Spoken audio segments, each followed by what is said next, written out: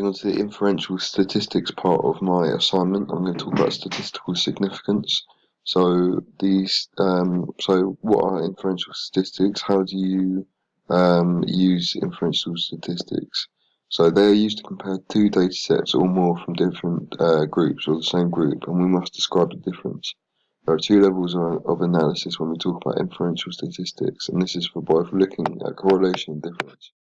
Calculating difference, you find the mean difference between this first and second data set, and the second layer is looking at whether it is a significant difference. So for correlation, the first layer of analysis is finding the R value.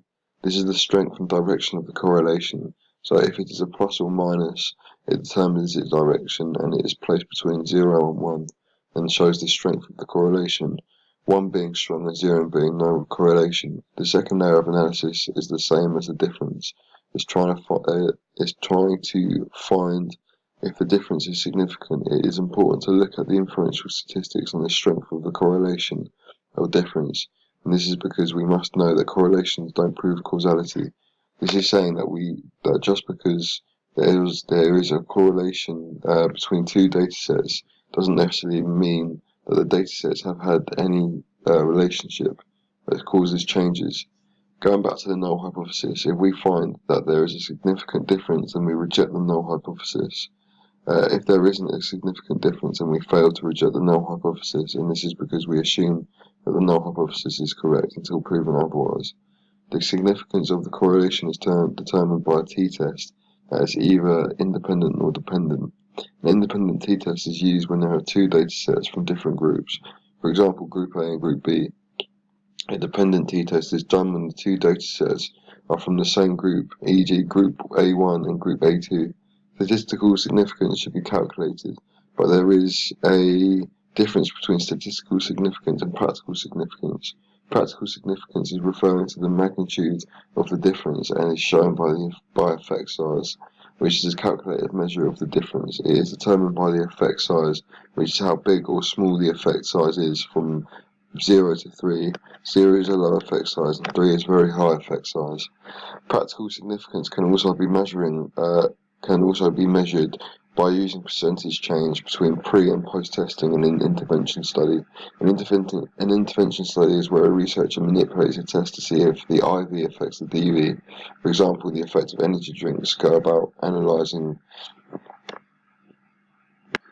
So the statistical significance, basically when you get your value from the test that I'm about to detail in a second, you will get a value that is either higher or lower than 0.05 of the statistical level you've chosen, so 0.05 or it could be 0.010, and this means that if it is lower than 0.05, there is a statistical significance to your data. If it was higher than 0.05, it means there is no statistical significance to your data.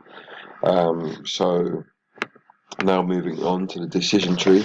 This is basically how you would distinguish between which test you would choose to use for your testing. So let's start at the beginning. So what are you testing for? Correlation, or differences, or categories? So for the sake of this, we're going to do differences and correlation because our studies will mainly be these two categories. So let's start at differences. So how many factors? Say if you were introducing an energy drink to gymnasts, this would be one factor to see the difference in their scores between two vertical jump data sets. So one factor, one energy drink. So same with different participants, same. And then is it parametric or non-parametric data? Now parametric data is normally distributed and non-parametric is skewed data or uneven data. So for the sake of this example, we're going to assume that our data is parametric, and therefore we'll use the paired t-test. So let's do another one. Start. What are you measuring for? Correlation. So the relationship between two values.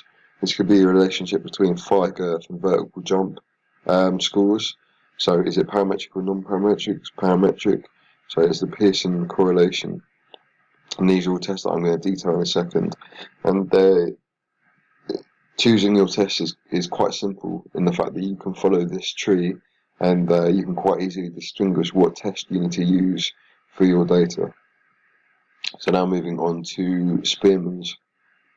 So starting with Spearman's test, this is a non-parametric test for correlation. So the first thing you'll need to do will be to lay out your, if you're working it out like this, you'll need to lay it out in the column. So with participant, which is the n value, systolic, which is your first set of data, the rank, diastolic, which is your second set of data, and the rank of this, and then you can start working out. So immediately you can work out n equals 10, so that's the number of participants, and then n squared is 100, 10 times 10.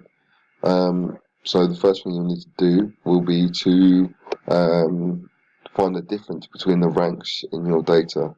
So this is literally done by taking away the second column from the first column. So 5 minus 1, you can see here. And once all these are done, you can make the sum of this, which happens to be 0 on here, the sum of the difference, and then for the second column here, you square these values and then find the sum of all these squared, which is 100. So once this is done, you can implement it into your table. So we can see here the sum of d squared, which is the sum of the difference. This is this column, which we already worked out. So down here we can see that it's 6 times 100. This n squared minus 1, 10 squared minus 1. We can see because we worked that out already. And then you can go to working it out. So 6 times 100, 10 squared minus 1 times 10, and then minus 1, which will get you. So after you work out this, it leaves you with 0.65, and then basically you will have to look in your critical value table, which is this value table here with the data, with the results you just got from that test, and basically look on that data test, look down the degrees of freedom, which is actually, so you'll need to work out the degrees of freedom for your specific test. They will be different for every test. So degrees of freedom for this column will be n minus 2. So n is 10, so it means you will look down the column at 8. So if we look down the column at 8, we can see that degrees of freedom for 0.5, which is the statistical significance level we're going to use, is 0.74. So that means that with our answer of 0.65, it means that the data we have found is statistically significant to our values because it is smaller than the p-value. So I'm moving on to Pearson's test. This is a parametric test for coefficient correlation. So I'm basically measuring the relationship between two columns of data. So this is my x and y. We can see that this is how you work it out. So you get the sum of x after adding up all these values. This is your data. Sum of x squared, so times it by itself, times all these values together to get x squared column. So x squared, the sum of x squared, and then the same with y. And then you have to add both of these columns together to get the sum of x, y. Yeah. So then afterwards, you can see where you need to implement your data. I've done it down here. You need to implement all of this data into this long equation here, but it is quite easy because it shows you where you need to do this. N is obviously 8, sum of x, y, that's there. And you can just look on this table for the data that you need, and then obviously it's just done here, and your critical value table is there. So after timesing all these values together, you get 0.477. So if we look for the degrees of freedom, it is n minus 2, so that means that it is 6. So if we look for a one-tailed hypothesis, down to 6 for 0.5. We had a answer of 0.47, and the statistical significance was 0.7067. So that means that our data was actually statistically significant to our values. because it was smaller than the p-value that was on this critical values table. So moving on to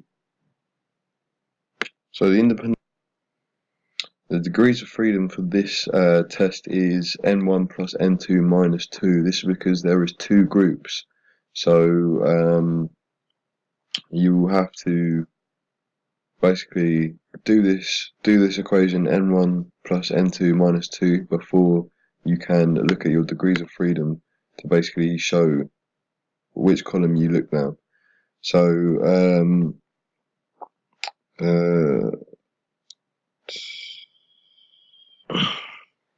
the process of this test is finding the mean and the standard deviation of both data sets. And then at the end, once you have found your calculated value, you do the same as the Pearson and Spearman, where the critical values table, and you find your critical value using the degrees of freedom and level of significance, which is 0.05 again. So the final study I will be that I will be detailing is the dependent t-test. So this is the a test that you would use for, this would be used for testing difference, and it would be used with the same participants. So this would most likely be used in a pre and post test environment, so where you would test before giving them a variable and testing after giving them a variable. So you're comparing two sets of data. So you've got your participants resting blood pressure and post-exercise blood pressure systolic. So we're looking at the differences, and then you work out the difference in this column, and then the difference squared right before. Very similar to all the other tests, you get your values, and then all you do is implement them into your equation. So after working out the equation in the with the implemented values, so I got 0.016. So if we look across the critical values table, the degrees of freedom is n minus 1.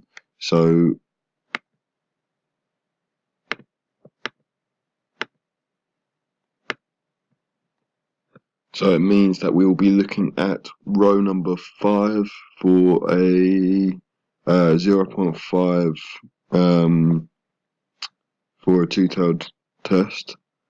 So that will be 2.776, and obviously my data that I gained was much lower than that, so it means that it is statistically significant to that data.